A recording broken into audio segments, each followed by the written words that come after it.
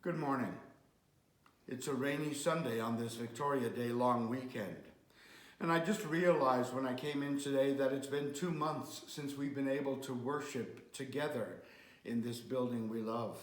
It's been 2 months since we've been able to gather around this altar, eat and drink, and be nourished by God's love and the hugs of the people we love.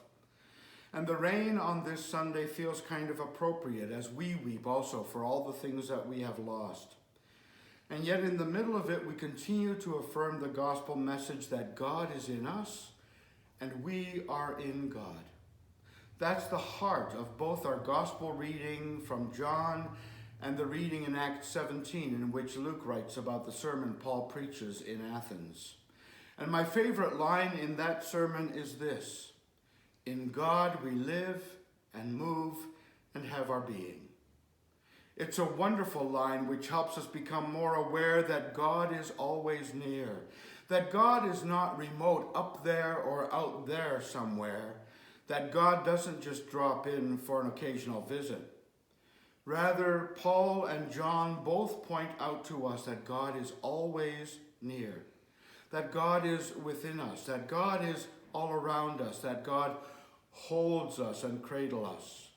We live in the heart of God and we live within God. In God, we live and move and have our being.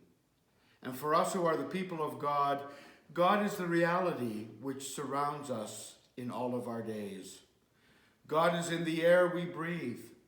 God is in every act of love and compassion. God is present every time we act in love, and there is no moment in which God is not present.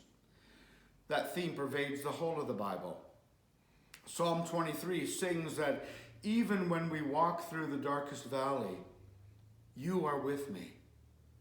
Therefore I will not be afraid.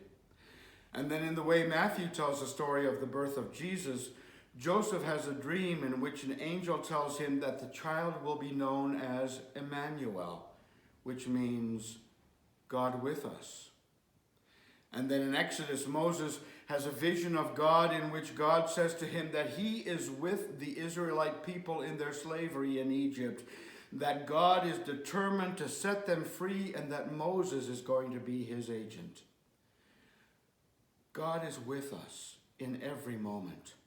And the challenge for us is to become more aware of God's presence in us and around us. And for me, that revolves around being a loving person.